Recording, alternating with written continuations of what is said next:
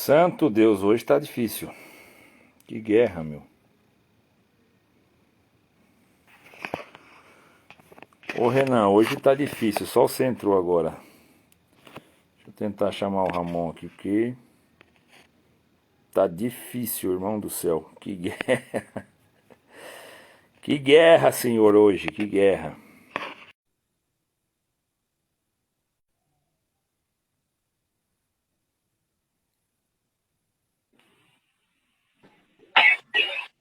Tá difícil, Varão.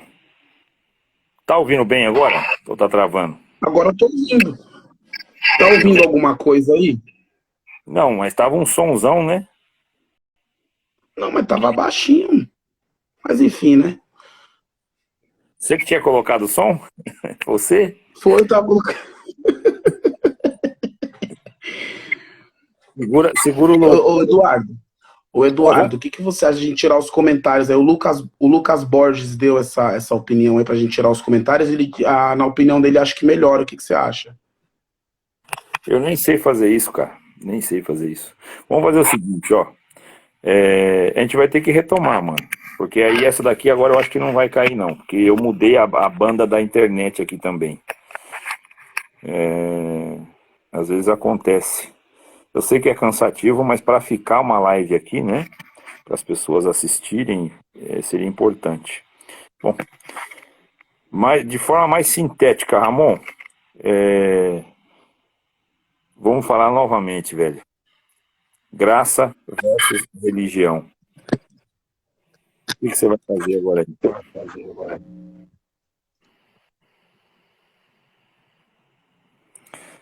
Eles estão junto com a gente, eu já tenho 120. Eu vou tentar pôr o fone de ouvido aqui, que falaram que melhora. Melhorou? Eu acho que tá melhor, tá bom? Aí você tá ouvindo bem? Tô ouvindo, só preciso tentar achar um apoio pra esse fone de ouvido, pra esse aqui. Só tá dando eco que eu falo aí, eu estou de volta. Fone, vamos aqui. Bora. Que mesmo que. Falamos tanta coisa, né? Tomou uns caminhos gostosos aqui, mas tá bom. Vamos lá, queridos. Essa live teve algumas complicações técnicas aqui, internet caiu, voltou, caiu, voltou.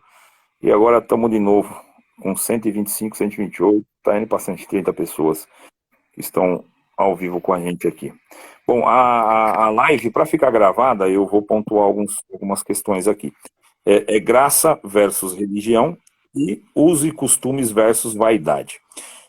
Como a gente já falou algumas coisas, alguns irmãos já ouviram, então a gente vai falar de forma mais sintética. Graça, favor imerecido da vontade de Deus, ela não vem por meio de obras, e sim por meio de fé, ou seja, para que ninguém se vanglorie.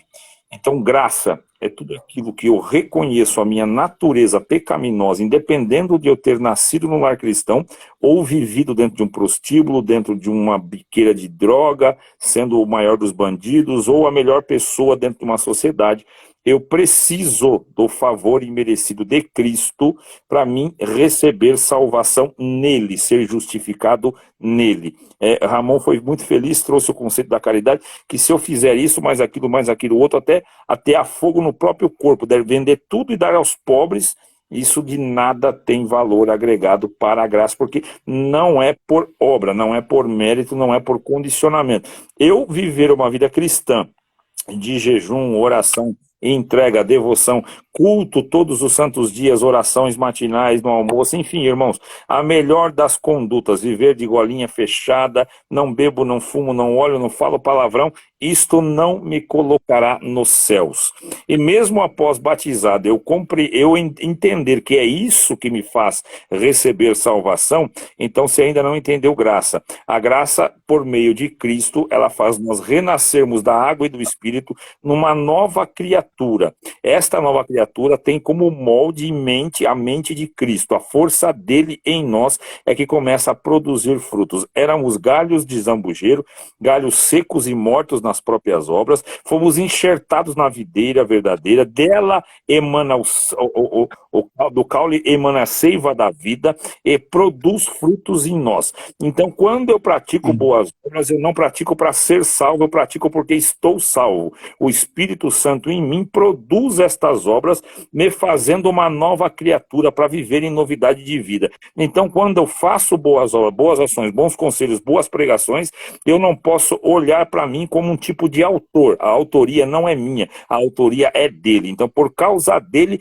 boas coisas estão acontecendo na minha vida, mas isto não me dará a recompensa da vida eterna. O detalhe é, um detalhe para nós deixar bem claro aqui: se eu produzir boas obras, eu sou salvo, não por causa delas. Mas se eu não produzir boas obras, eu não serei salvo, porque o enxerto não deu certo. Porque Cristo diz o seguinte: o galho que não der fruto, arranca e lança no fogo. Ou seja, se eu não produzo frutos, é porque o Espírito Santo não está operante em mim. E se eu produzo fruto esperando recompensa, o Espírito Santo também não está em mim. A graça não está atuante, operante, ela não é viva em mim. Eu não entendi o que eu recebi, é por isso que eu estou fazendo em troca de receber. Isto aí não é graça, isto é religião. A religião ensina desde o começo você ser bonzinho para receber recompensa, você ser temente para que te prospere. Enfim, isso aqui é só para nós inserir aqui o assunto e já ir para usos e costumes e vaidade.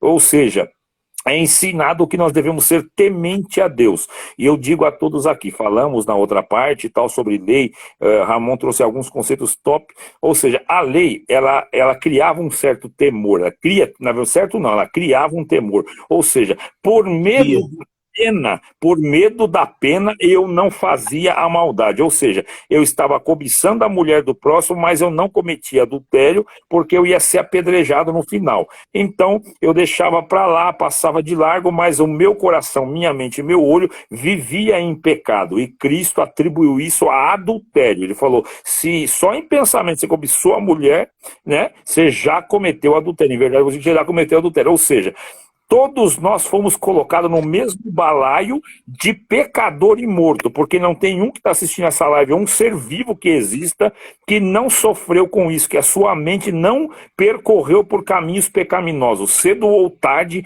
isso passa na tua mente, mas a maioria dos religiosos farisaicos preferem vender uma imagem ilibada e polida de santidade, que é mentira. Isso é uma mentira. Agora, o conceito de boas obras, ela vai trabalhando e transformando a vida do homem morto e pecador numa nova criatura que deixa de cobiçar, que deixa de mentir, que deixa de invejar, que deixa de pecar, mas é por causa única e exclusivamente da força dele em nós, não porque nós produzimos boas obras, mas a religião, ela exige uma padronagem de família, que por dentro deste padrão, então você recebe a benção de Deus, você prospera, você vai ter salvação, e isto é mentira, tá? Ramon, termina de finalizar a questão da graça versus religião, e nós já pula só para que esta aqui fique gravada, esta live, entendeu? Nem que for para você falar o que você já falou. Não, como a gente tinha dito, que o fardo da graça, ele é leve e suave, né? Mas o fardo da religião, ele é pesado e doloroso, né?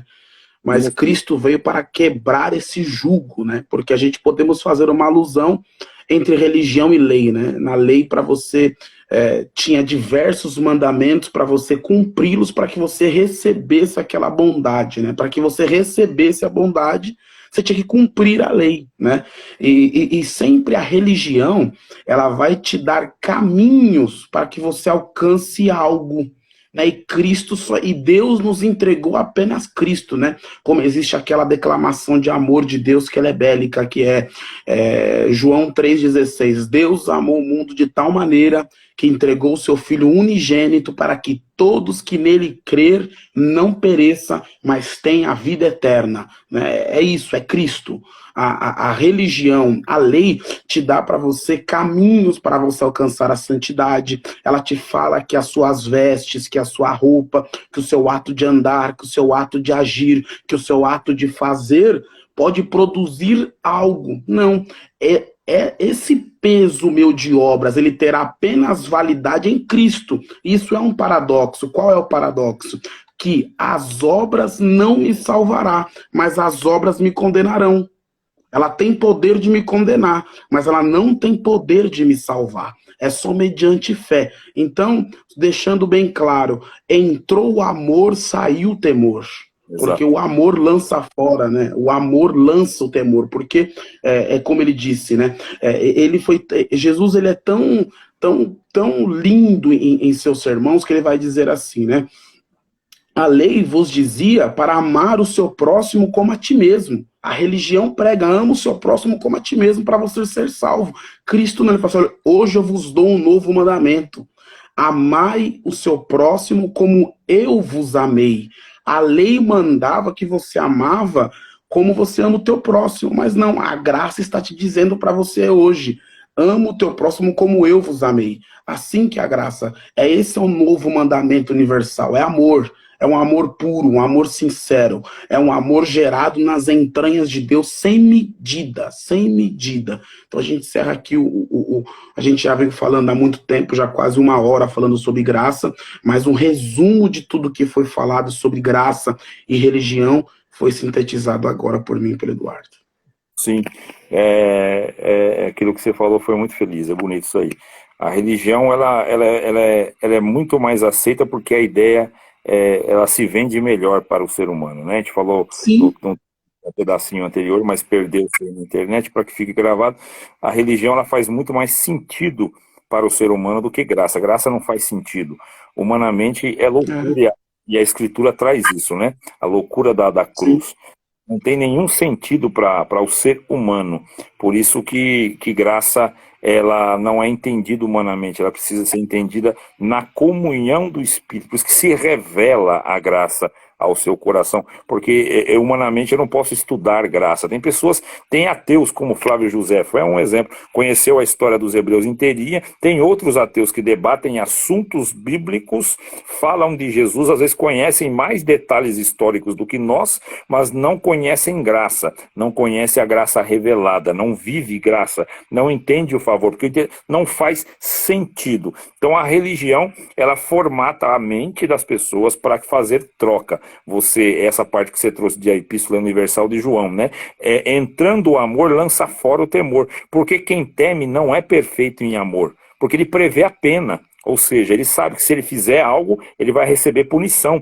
Então ele faz o seguinte, era a mesma ótica, tanto para o lado A quanto para o lado B. Ele não faz o mal para não receber punição e faz o bem esperando recompensa. Isso não é graça. Isto é religião, né? Então, o que vive por amor é aquela esposa, já fiz um áudio aqui um dia, aquela esposa que não fica com o esposo por causa da herança, por causa do pão, da providência, do conforto, daquilo que o esposo pode prover. Ela fica...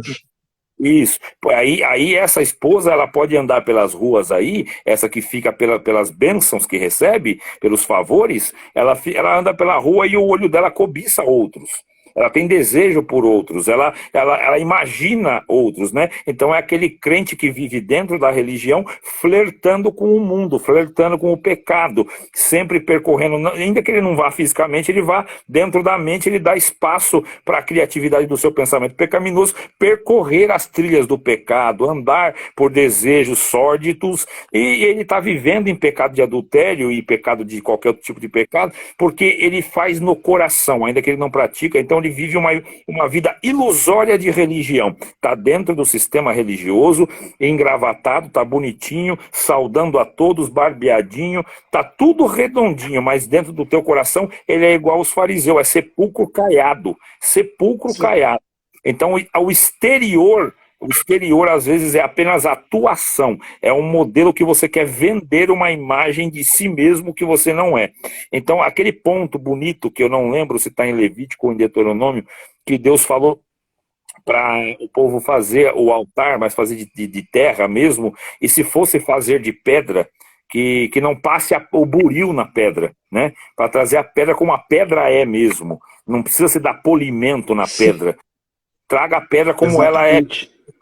do tempo, porque você vai polir por fora e Deus conhece por dentro. Então a religião, ela exige um modelo exterior, polido, para que se enquadre num meio social, onde você é aceito pelo teu filhinho tá assim, tua esposa daquele jeito, você ser isso, então você segue uma padronagem estética, né? E mais interior não tem nada a ver com Cristo, porque Cristo não recebe oferta de estética, de pedra passada pelo buril. Ele recebe um coração, aquilo que, salvo engano, foi Oséias que falou, né? Se vocês vão rasgar os vestidos, rasgue o coração, né? Porque o vestido qualquer um consegue rasgar, e isso qualquer hipócrita consegue fazer. Você expressar indignação com algum tipo de pecado, alguma coisa que você, pelos teus valores éticos morais, você não aceita e quer demonstrar isso para todo mundo, aquele povo rasgava o vestido.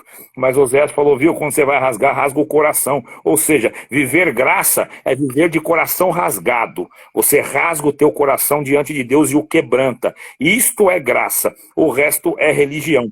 E ela se estende para uma outra deficiência, que é aquilo que nós queremos tratar aqui nessa live, que com muita guerra a gente vai conseguir no nome do Senhor Jesus, sobre uso e costumes e vaidade. A vaidade, né, Ramon? Como nós conversávamos hoje, Sim, é o principal dos males, né? É a mãe de todos os males, mãe de todos os pecados. Nasce nela, né? Onde foi a corrupção que nasceu no coração de Satanás, né? Foi o que fez com que ele se voltasse contra Deus. Não foi nada mais do que vaidade. Quer discorrer, meu querido? Pode vir. não, eu tava. Uma irmã perguntou aí, só para a gente elucidar, sobre explicar o temor é o princípio da sabedoria, né? É o princípio, mas não é a sabedoria. Tem uma grande diferença entre ser princípio e Na ser verdade, sabedoria. O que é uma pode escala. falar? Não ouvi. É uma escala. Exatamente, E Salomão falou: exatamente. apartar-se do mal é inteligência e o temor a Deus é o princípio. Ou seja, o primeiro É o estágio, princípio. o primeiro estágio, ó, que é apartar do mal, te faz inteligente. O segundo estágio, que é temer a Deus, te faz principiar a sabedoria. Mas o terceiro estágio só veio no advento de Cristo. Porque Salomão, ele está fora do advento de Cristo, ele está fora do advento da graça. Então, quando a graça chega, Cristo traz algo muito mais excelente do que o temor, que é o amor ágape, Pelo amor. que é isso que você... Exatamente. Como O novo mandamento, quero que vocês me amem, vocês amam o teu irmão como eu vos amo, que é acima do que eu amar. exatamente. Então, este amor ágape, ele coloca em desuso o temor. Se eu ainda não aprendi a servir a Deus por amor, eu estou servindo Ele por temor. Mas a graça não aceita uma vida cristã por temor. Ela aceita uma vida cristã por amor, aonde você não faz Amor. nada.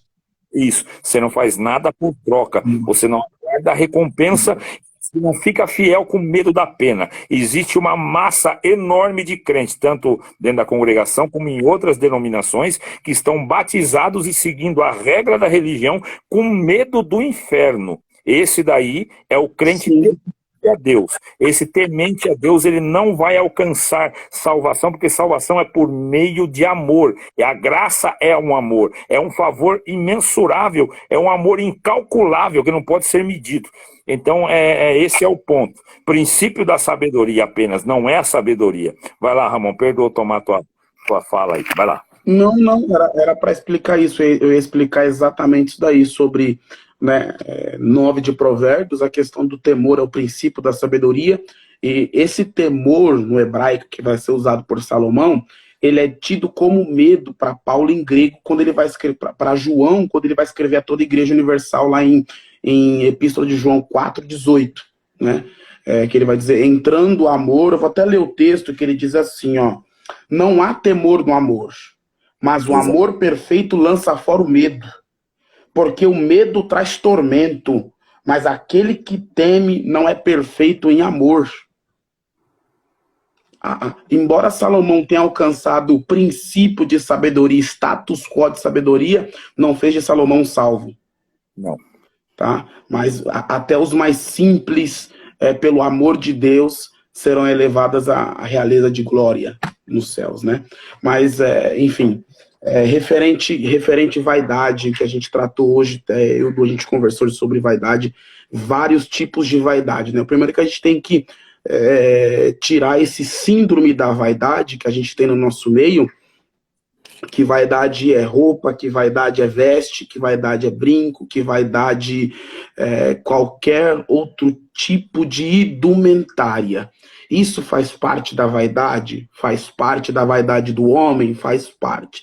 Mas essa vaidade, ela é a mais simples de se tratar, né? Ela é a mais fácil de se tratar. E nós não estamos colocando demérito nesta vaidade. Ela tem que ser combatida, tem que ser pregado contra, tem que ser ensinado, disciplinado quanto a esta vaidade, porque desta vaidade gera escândalos para o corpo da igreja. Mas, enfim, existem outras vaidades, tanto danosa quanto estas, que são as vaidades do homem, do ego, vaidade do caráter, vaidade do eu faço, vaidade do eu posso, eu aconteço, né? Que o Velho Testamento vai trazer como vaidade, né? Porque debaixo do sol tudo é vaidade, né? Esse vaidade vem do hebraico, que significa vazio, que não tem forma, né? Vaidade é aquilo que não tem forma. Tudo que foge da dependência de Deus é vaidade. Quando eu me torno dependente de Deus e todo o atributo que há em mim é total dependência e presença de Deus, eu estou vivendo a vontade de Deus. Mas fora disso, tudo é vaidade. Então eu começo nesse pontapé que o apóstolo Paulo vai chamar a vaidade de jactância, né? A palavra que ele usa no seu evangelho em Romanos, eu não me lembro o versículo, mas jactância é o mesmo do que vaidade. Então o intuito é a gente combater essa vaidade, que ela é danosa, porque ela declara independência à eternidade.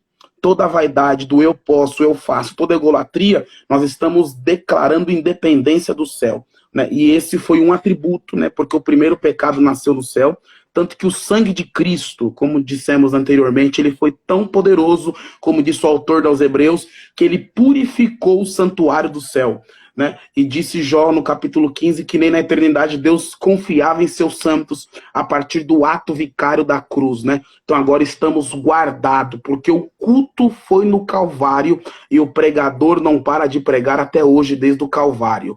As pinceladas são amor, as marteladas são amor, né? Então a vaidade lança fora a graça, o amor, ele lança fora a vaidade. Porque a vaidade são atributos da religião e não da graça de Deus. Vai lá, Du. Sobre a vaidade, né, são conceitos de que hoje, principalmente as igrejas cristãs, elas sofrem em trabalhar a vaidade estética, né? Porque, e eu digo claramente, a vaidade exterior, ela é mais sintoma do que causa. Ela trabalha mais no sintoma. Por que sintoma? Quando você tem preocupações com roupas, enfim, pinturas, joias, esse tipo de coisa, depois você traz aquela fala de Paulo, se quiser deixar no gatilho aí, Ramon, sobre as joias, sobre os laços do cabelo, enfim, é importante já deixar, porque aí a pessoa pode ir no texto dar uma conferida. Então parece que a gente está, quando fala usos e costumes versus vaidade, deu a impressão para muitos que antes de ver essa live, que nós íamos entrar no liberalismo também, né? Deixar que correr frouxo. Não, essa não é a ideia da que a gente quer falar aqui. Veja bem, a vaidade, pior das vaidades, ela vive no seio dos santos, dos que se presumem santos. Assim, a igreja, para quem é vaidoso, ela se torna um hotel para santos, um lugar de desfilar padrões morais elevados. Então eu entro dentro da igreja para exibir que a minha vida ela está calcada dentro de uma doutrina e eu começo a arrotar este tipo de coisa. Então, aonde que é um problema? É problema a irmã cortar o cabelo bem curto? Seria um problema, muito curto seria um problema, porque a escritura avisa que o cabelo teria que estar longo para cobrir. Tá? Mas não é esse o ponto. Ah, mas a irmã encheu o rosto de maquiagem. É pecado isso daí? Não, não é pecado. Você colocar um brinco é pecado? Não, não é pecado. Você colocar uma saia curta e um decote avançado é pecado? Sim, você está incorrendo na sensualidade. Então, o teu coração externa, a roupa da pessoa, a estética da pessoa, ela externa o que está dentro do coração. Então, se o teu coração tem Sim. desejo de se exibir, tem necessidade de demonstrar que você é uma mulher sensual, bonita, um homem, né, de peitoral exposto, de calça apertada, de topete, né, e começa todos os adereços que pode se usar para melhorar o aspecto físico e se tornar mais atraente. E se você corre para que isso aconteça, busca que isso seja feito para que você vá só a público quando está assim apresentável, então o teu coração carrega esse tipo de mazela, porque o que está fora é o que o coração tem dentro, ele externa o que está, expõe o que está fora. Então você precisa, não se sente bem com uma saia larga, porque parece uma velha idosa, precisa de colocar uma roupa muito colada para que fique sensual, então você precisa corrigir o que está aí dentro, certo? Maravilha. Mas essa é a menor das vaidades. Essa vaidade, não estamos excluindo ela ou sancionando, dizendo, pode fazer isso, Deus conhece o coração. Essa fala, conhece o coração, então se ele conhece o coração é para você morrer de medo, tá? Porque se ele visitar o teu coração, ele vai encontrar estes desejos. Estes sentimentos, e esses sentimentos são condenatórios, porque você não está dentro de graça ainda, né? Agora, qual é a pior das vaidades? Porque Satanás é o seguinte, nós temos um mestre invertido, tá? No sentido, o mestre aí é pejorativo, é o mestre da ilusão, ele é o pai da mentira, o pai do engano. Então, quando ele perde a primeira batalha, ele não toma por vencido a guerra. Então, você batizou, você reconheceu Cristo como teu Salvador, então ele vai para cima de você. Você é um cara, uma pessoa que não anda com roupas sensuais, não bebe, não fuma, não fala palavrão, não brinca até às vezes, aquele padrão santificado que beira um monge tibetano, não tem problema. Ser assim também não tem problema. O problema vai morar no que eu vou falar agora. É porque ele vai começar a massagear o teu ego, é colocar você acima da média dos demais e vai fazer com que o teu olho julgue pessoas menos espirituais do que você. Até a manifestação dos dons, explanação de uma palavra, entrega em missões, tu é missionário, tu é obreiro, tu é profeta, Deus te usa com revelação, revela mistério, mostra sinais, maravilha, prodígio. Isso daí é um risco muito grande. Já que Satanás não pode impedir que a atuação do Espírito Santo seja manifesta em você, então ele não vai pegar você quando você está indo ministrar o que é de Deus, quando você está indo servir o teu Deus, vai pegar você na volta, porque na volta ele vai inflar teu ego, então aí vai te massagear, vai elogiar para o teu próprio ouvido, que lindo a mensagem que você pregou, a palavra, a sabedoria, o conselho que você deu, que pregação maravilhosa. Isso aí não é Deus, porque Deus não vai elogiar o que ele mesmo manifesta em você, isso é Satanás operando para a tua vaidade crescer. O egocentrismo espiritual é o que envenenou o coração de Satanás, ele deixou este sentimento crescer, se achou capaz de sentar no trono de Deus, no lugar de Deus. Então a gente vai começando a achar, não no lugar de Deus, não é aí que nós vamos querer chegar, porque ele não é idiota, ele não faz a gente querer o lugar de Deus, ele faz a gente pensar que temos um lugar de destaque no seio da igreja, no meio do povo cristão.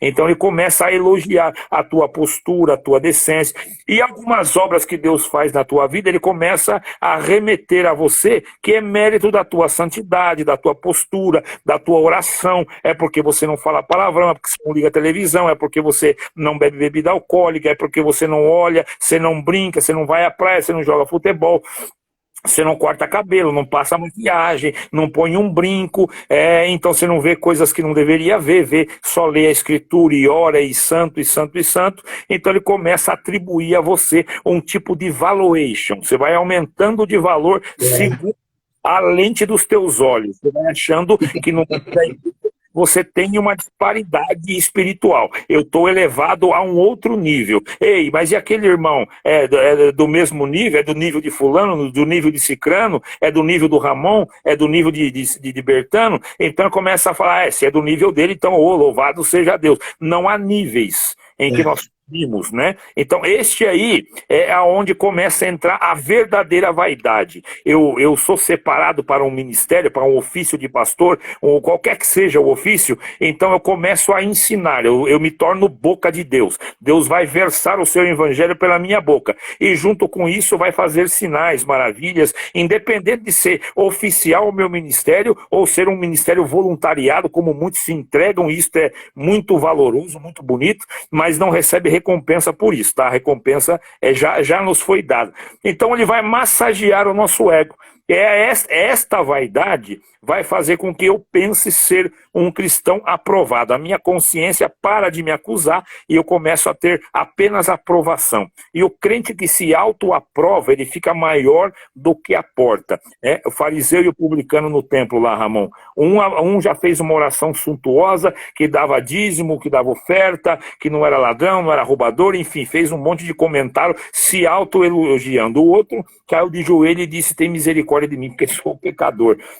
O segundo foi justificado. O Senhor falou, em verdade, eu vos digo que o segundo foi embora justificado. Ou seja, o primeiro, ele perdeu a justificativa. É aquele chamado de Mateus, né? A vocação de Mateus. Eu não vim para chamar justos, e sim os pecadores ao arrependimento. Só que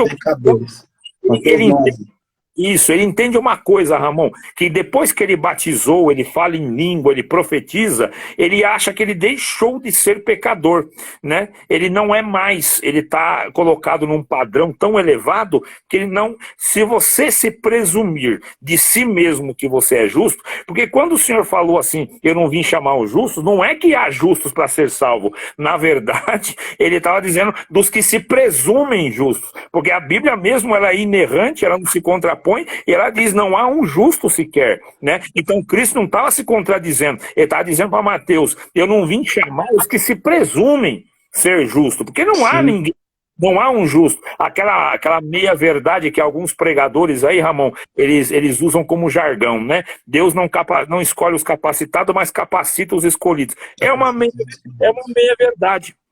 Porque não há capacitados para serem escolhidos, mas os escolhidos ele capacita, isso é uma verdade. Então a meia-verdade, porque ele não tem capacitado para ele escolher, como não havia justos para ele chamar. Ele falou para Mateus, eu vim chamar os pecadores, certo? Então quando presume de si mesmo que há justiça em suas obras, e está escrito lá, que as nossas, no Velho Testamento, não lembro qual foi, se foi Osés, se foi Isaías, se foi Jeremias, que as nossas obras de justiça são como trapos de imundícia. Trapos de imundícia. Ou seja, não tem valor agregado nenhum. Esses trapos, de duas uma, ou era usado para as mulheres nos dias, né, de menstruação, ou era usado para os homens, as pessoas que eram leprosas, que precisavam de passar ataduras, enfim, no final de tudo não tem valor algum, é depois de estar fétido e podre. Ou seja, quando eu subo no patamar de presunção que há em mim algum tipo de justiça, eu perco o quê? Eu perco o chamado. Porque o chamado era para o pecado. Se eu estou presumindo ser justo, eu perdi o chamado de Cristo. O chamado de Cristo ecoa no coração do pecador. Mas então o pecador é o que pratica o pecado? Não, a gente não está na prática do pecado, nem no prazer do pecado. Se o pecado é doce para você, então Cristo ainda é amargo. Se Cristo é doce para você, então o pecado é amargo. O pecado é amargo. Exatamente, eu senti de falar isso. Enquanto você olha para o pecado e ele é doce, então Cristo está amargo. Agora, o dia que você olhar para o pecado e ter nojo dele, porque ele se tornou amargo, então Cristo ficou doce em você. Mas isto é o seguinte, não é para mim nunca presumir de eu ser justo em si mesmo. Ele disse que nós somos justos, mas somos justificados nele, na obra dele. Nele, não há justiça. Isso, não há justiça em mim, Na melhor das condutas cristãs, eu preciso ter uma oração de quebrantamento todo dia, porque se não fosse ele em mim, a minha natureza estava rolando na lama, estaria no pecado, desfrutando da morte, porque um único momento que Deus esvaziar eu, você, qualquer um que está nessa live, quase 200, um único momento que Deus sair de nós, nós já caímos. Porque se estamos de pé, porque ele sustenta. Não há capacitação nenhuma em nós. Avança, Ramon, agora, para a gente trazer o detalhe. Uso e costume. Eu quero que, se estiver na comunhão aí, você já vem trazendo tudo que é uso e costume e o valor que isso tem. Nenhum, mas vai trazendo. Vai lá. O primeiro, usos e costumes ou tratar a indumentária, né? Porque quando a gente fala de usos e costumes, é tudo aquilo que molda a indumentária do cristão, né? Usos e costumes, ele é amplo, mas falando dentro do que é evangelho, ou dentro que podemos dizer, ou mundo gospel, tem amigos meus aqui de outras igrejas, até meus amigos da congregação estão aqui também, o que molda o evangelho, o que molda esse mundo que a gente pode falar de crentes aí, assíduos na palavra, né? O que mais bate a porta, né, são as vestimentas, né? O apóstolo Paulo vai descrever, porque o apóstolo Paulo escreve 2 cartas pastorais, né? O que são cartas pastorais? São cartas de ensinos, né? Ele manda cartas missionárias e cartas pastorais. As cartas pastorais dele é Timóteo 1, Timóteo 2 e Tito, né? Só que como no original não existe nenhum e nem dois, então são 2 cartas pastorais que ele escreve a Timóteo, que é seu presbítero na igreja de Esmirna, se eu não me engano, e ele escreve a Timóteo, que é da igreja de Antioquia, não, Antioquia está Bernabé, não me lembro. Mas enfim, ele vai exortar a igreja, né, quanto às vestimentas das mulheres, né, tudo que quanto faça, faça com súplicas, faça com oração, tudo que faça, faça para não blasfemar. É que o apóstolo Paulo vai iniciar o capítulo 2, e lá no capítulo 7 ele vai dizer, para que fui instituído pregador e apóstolo, digo a verdade em Cristo, e não minto, e professo aos gentios, sou professor dos gentios, na fé e na verdade. Paulo não se vangloria, porque ele mesmo vai dizer, eu me vanglorio na obra da cruz, né? Porque eu sei que o seu aplauso irei receber na glória do Calvário, não na glória de Paulo, nem na glória de Pedro, porque primeiro Paulo, ele tem que tratar, porque a igreja quer plantar no coração de Paulo uma vaidade, que Paulo é melhor do que Apolo, e que Apolo é melhor do que Paulo, e que Cefas é melhor do que eles dois. E a primeira coisa que ele vai dizer, nem Paulo, nem Apolo não são melhores, né? Um colhe, um planta e o outro dá o regar, mas quem dá o crescimento é Deus. Então a seara é de todos, não é só minha, né? E você disse uma coisa que eu até anotei aqui, do que vai dizer Spurgeon, né, que aplausos derrubam mais do que críticas, né, porque quando nós somos engodados com o aplauso dos homens é quando caímos, mas o evangelho, ele é um punch ao nosso ego, o evangelho, ele é destruição total do nosso ego de homem, para falar assim, olha, você lembra quem você era? Eu te tirei de trás das malhadas, você não era ninguém. Né? Eu te tirei do nada para fazer você alguém, eu que te dei o nome, eu que te dei uma nova certidão, porque tem hora que Deus tem que lembrar o homem de onde ele veio, tem hora que Deus tem que dar um chacoalhão nele, porque ele quer ser maior do que o céu, ele se acha o super vaso, ele se acha o super profeta, ele se sente contente quando termina uma oração, alguém chegar para ele, nossa, que revelação, que visão, que palavra, me passa seu número, vou te levar, vou te trazer, mas ele esquece quem leva é a graça, quem traz é a graça, quem fica é a graça, quem deixa é a graça. Voltando a um texto aqui, ele vai dizer, quero, pois, segundo 1 Timóteo 2,8, quero, pois, que os homens orem em todo lugar, levantando mão santa, sem ira e sem dúvida. Outras traduções vão dizer, levante a vossa mão, sem ira e sem contenda. Que do mesmo modo as mulheres se ataviem no vestuário modesto e com pudor e sobriedade, não com tranças, ou ouro, ou pérolas, ou vestidos dispendiosos, né? Mas como convém as mulheres que professam a piedade com boas obras, né? O que o apóstolo Paulo quer dizer é que as mulheres se vistam e produzam boas obras, porque as nossas vestes também produzem boas obras, até porque, como disse Billy Graham, nós somos, né, a Bíblia que o mundo lê, né? Nós somos o sermão que o mundo ouve, porque o mundo não quer ler a Bíblia, o mundo não quer se ater à palavra, né? Então o mundo resolve se ater ao crente, ele resolve se ater, e perceba que o mundo carrega a lei de Deus mais do que o crente, porque quando o crente quer fazer algo, ou fala um palavrão, ou crente mente, ou até crente às vezes toma alguma coisa próximo de alguma pessoa que fala assim, mas você não é crente? Crente pode fazer isso, né? Então, a vestimenta ou as indumentárias ou usos e costumes, na verdade, serve para a distinção entre o crente e o não crente, né? Esse é uma linha tênue, mas não devemos se atentar a isso, porque há vestidos, como a irmã do nosso meio vai poder dizer, há vestidos ou há vestimentas de padrão cristão que elas não têm pudor algum. Porque se a gente colocar que o vestido, né, nós vamos colocar que a saia, ela seja no padrão cristão como é pregado não só de hoje, mas é trazido pelo fundador da nossa igreja, Luiz Franciscon, que é um italo-americano, e ele traz que o homem se vá ao culto de terno. A igreja antiga sempre teve esse pensamento, tanto a Assembleia de Deus, tanto porque, embora a Assembleia de Deus são fundados por europeus também, suíços, e a congregação fundada por italianos, então o europeu tem essa mentalidade do homem ataviado de terno e a mulher ataviada de uma roupa decente, até porque as nossas igrejas vieram do século, no início do século XX, então até o ano 60, o ano 70, a roupa das mulheres, a maioria das roupas eram vestidos e saias, até porque calça nos anos 60, 70 era símbolo de sexualidade, né? Então era um símbolo de sexualidade, trazendo para hoje. Então, nem hoje a gente vai vivendo esse tempo de modernidade, até a própria moda mudou, então nem sempre você tá de calça simboliza que você não é crente. E nem você tá de bermuda não simboliza que você não seja crente. Mas eu acredito que esse método, vamos dizer entre aspas, esse método de vestimenta consegue te identificar como crente? Sim, concordo, mas isso não é uma verdade absoluta, porque as vestes não têm poder.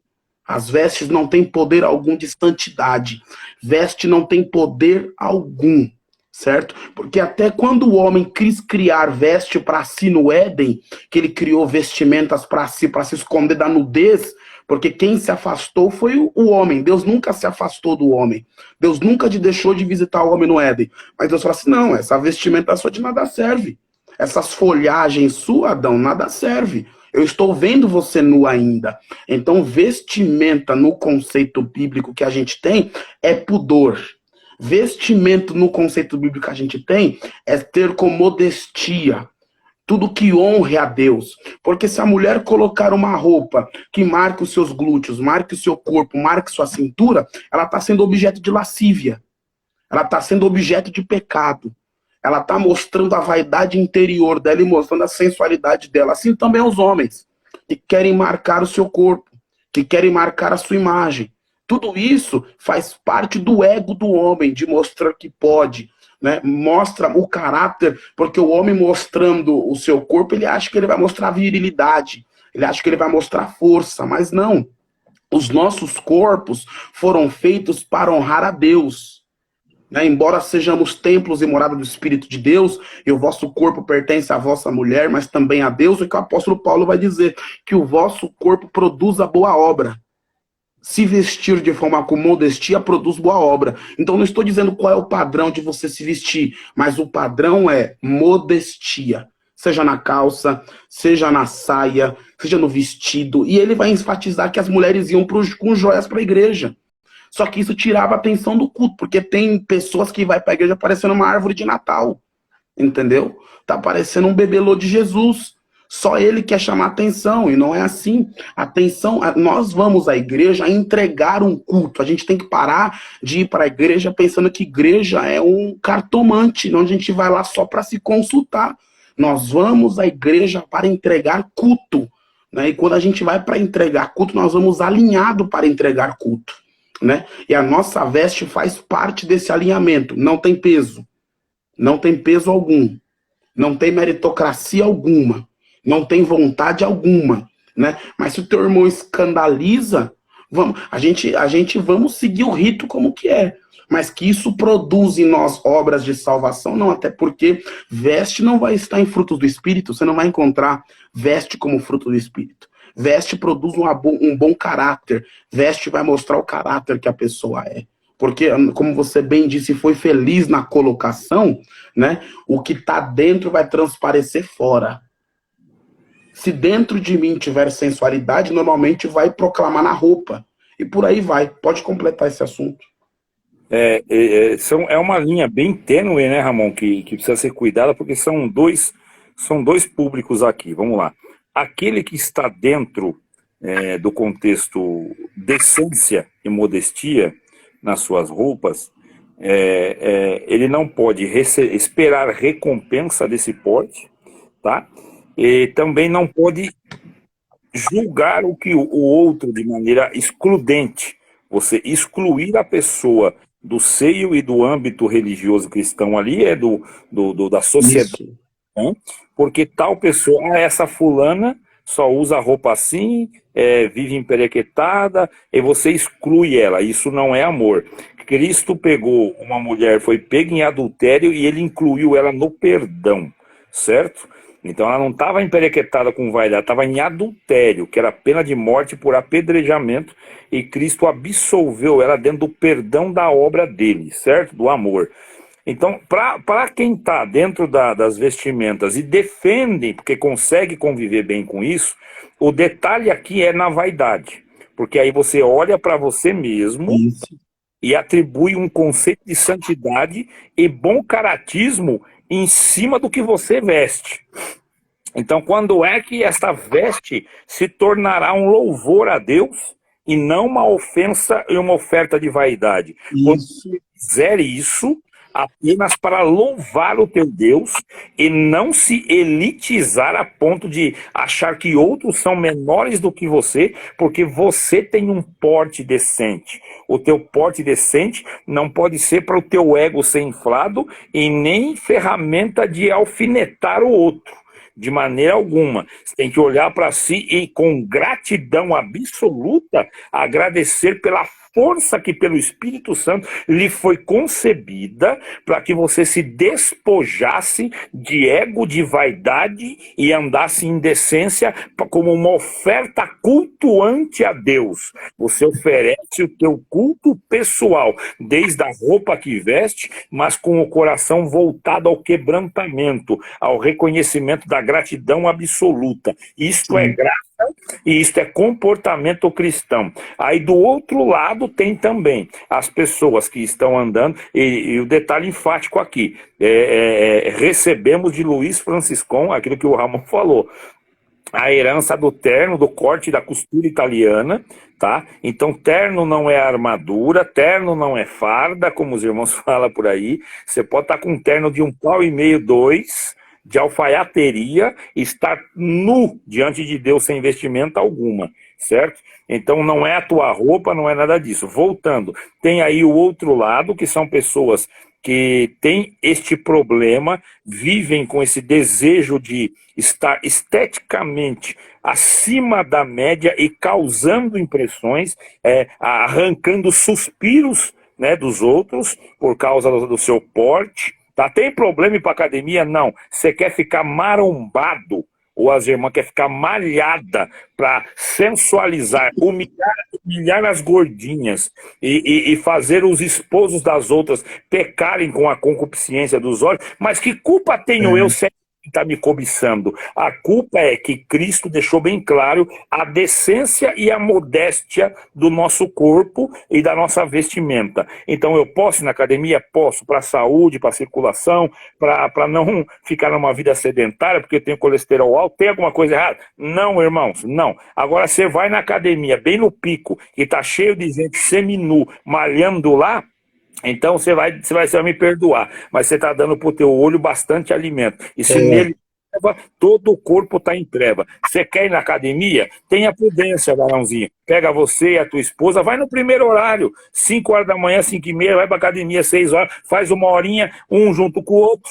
Tá? E aí vai para casa. Agora, vai um sozinho, vestindo roupa, então você está no caminho errado. Detalhe, então, quem está na sensualidade das roupas e está aí, Deus conhece o meu coração, Deus quer coração e não quer roupa, o Senhor falou que O que está no coração, a boca manifesta. Ou seja, quando é para manifestar em palavras, é que o coração está cheio. Quando é para manifestar em atitude, é que o coração está cheio. Quando é para manifestar em vestuário, é porque o coração está cheio. Se você quer sensualizar na frente dos demais, teu coração está cheio de sensualidade. E isso é agradável a Deus, certo? É como o Ramon falou, é fácil de tratar? É fácil, irmão.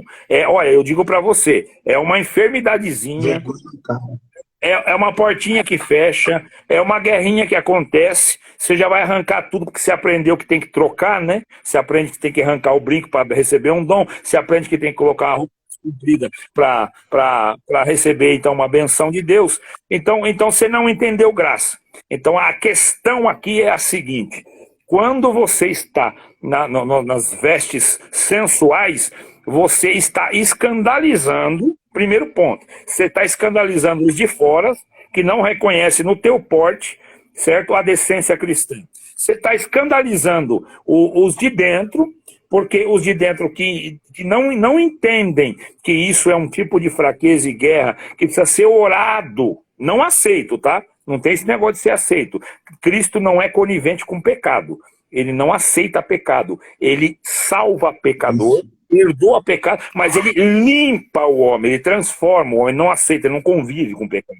Então é o seguinte: quando você vive aí dentro, essas pessoas de dentro também sofrem com você. Por quê? Primeiro, sofrem problema no casamento porque você anda quase pelada. Sofre problema de ciúme entre o próprio casal. E outro detalhe, começa os santos que julgam ser santos pelo seu porte, começa a rejeitar quem não tem a santidade expressada nas vestes. E aí eles também incorrem no pecado. Então você está, primeiro ponto, demonstrando a vaidade que tem dentro do teu coração, sensualidade está no teu coração, fazendo pessoas de fora pecar por ver você e dizer, mas se isso aí é crente, qualquer um olha o jeito que ela está se vestindo, o jeito que ele está se vestindo.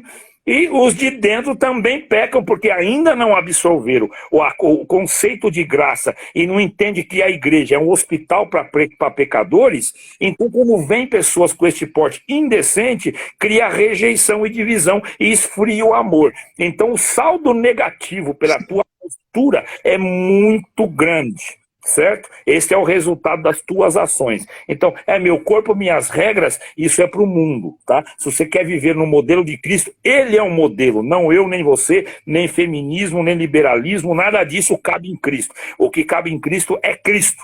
Então não tem como eu me identifico com tal igreja, não me identifico com tal pastor, me identifico com tal irmão, não é você que tem que se identificar com nada. Você tem que se identificar com Cristo e entrar nos moldes dele e ponto final. Então, usos e costumes são regras religiosas que não agregam valor para a salvação. Certo? Vaidade, que é o primeiro dos males, e ele permeia todos os ambientes. Ele entra desde o coração do mais inflamado pelas pregações e dons, para o obreiro mais, para o pastor mais fervoroso, para o pregador mais tomado por Deus, desde esta pessoa até o último lá atrás da fileira, que vive caindo, dando umas tropeçadas, ele tem espaço para Satanás explorar ele com a vaidade. Então são N vaidades, mas a pior delas é essa que o Ramon trouxe no começo, a vaidade egocêntrica, ególatra, que faz com que o homem pense que nele foi atribuído uma especialidade. Eu vou finalizar minha parte aqui, passar a bola para o Ramon, só com uma coisa: quando Deus te torna ministro de fogo, na tua boca há poder de pregação, há poder de cura, de profecia, qualquer dom ministrado pelos os dons do Espírito Santo, entenda uma coisa: não é você que é especial, é quem vai ser